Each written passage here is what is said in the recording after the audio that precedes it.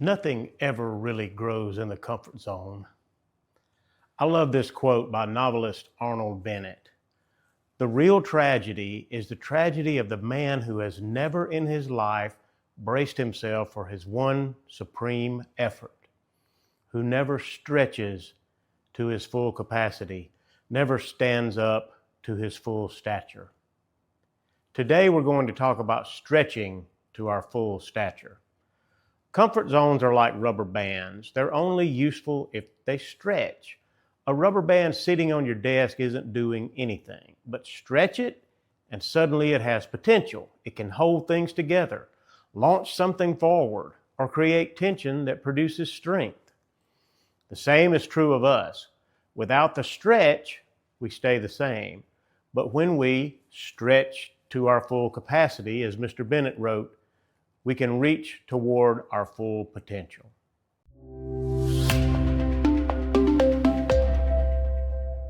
Hi, I'm Michael Hales with M Squared Leadership Consulting. Welcome back to our ongoing series on self-limiting beliefs. We've talked about how your beliefs shape your actions, your self-image, and even your results.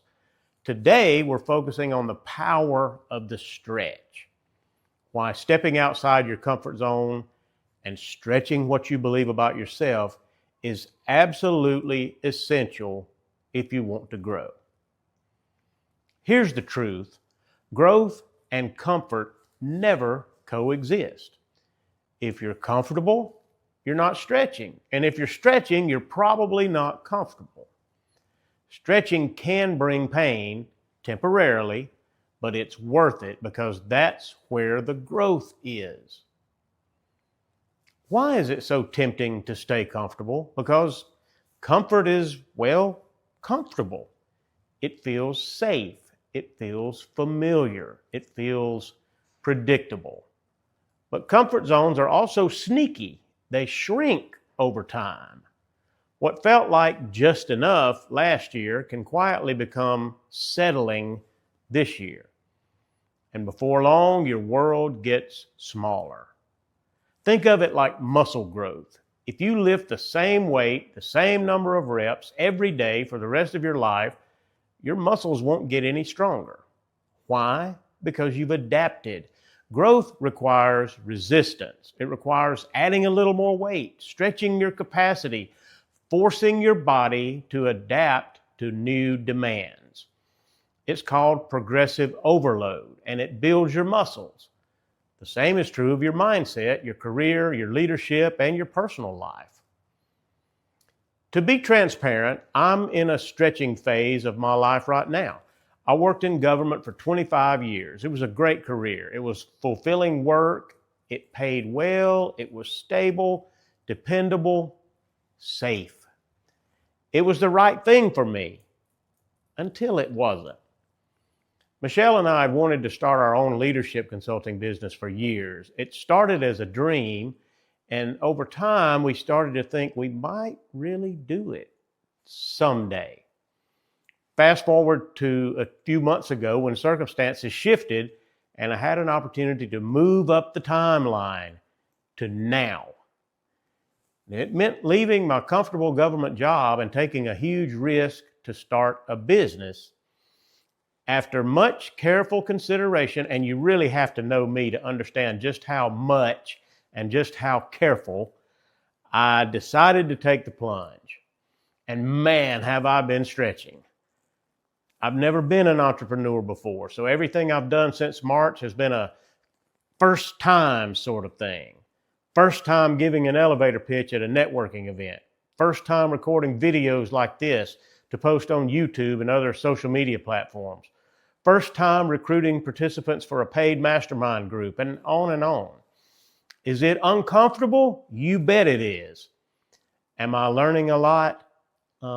Yeah. And these last few months have been some of the most rewarding I've ever experienced.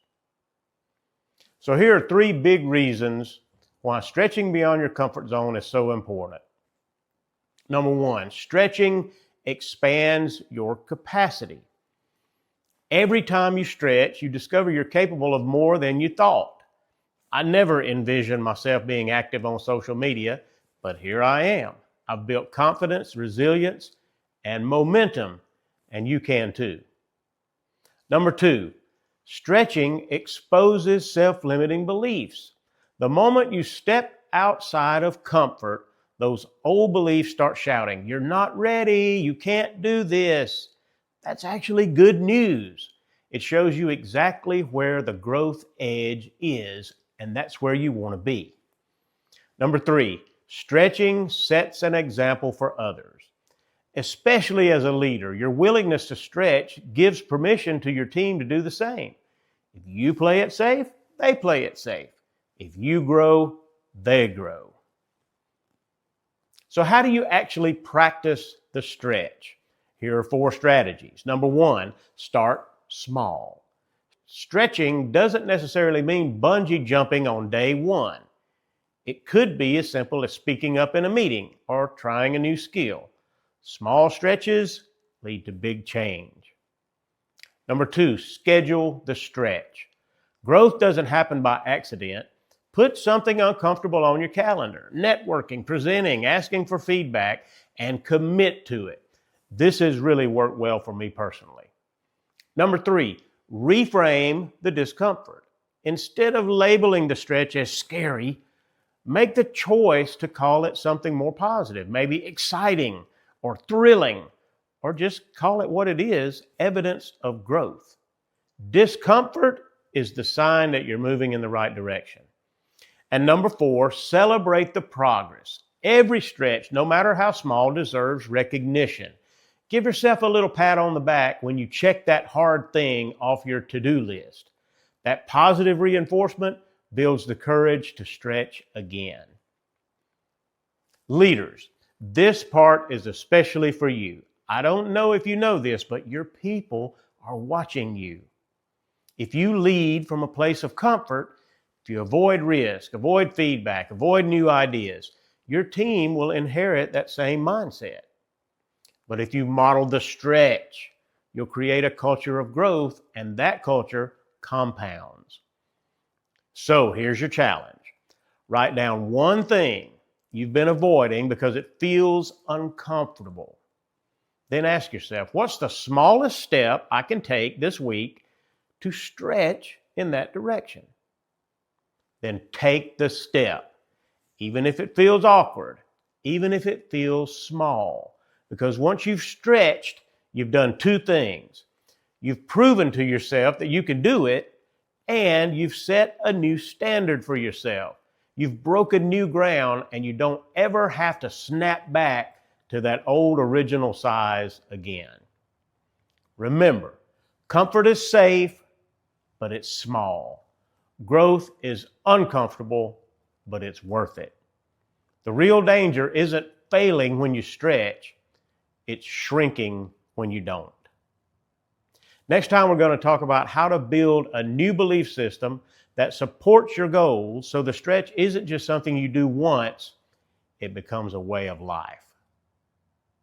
If today's video resonated with you, I invite you to like, subscribe, and share it with someone who needs a little nudge to stretch. We can grow past comfort and into capacity. Let's do that together.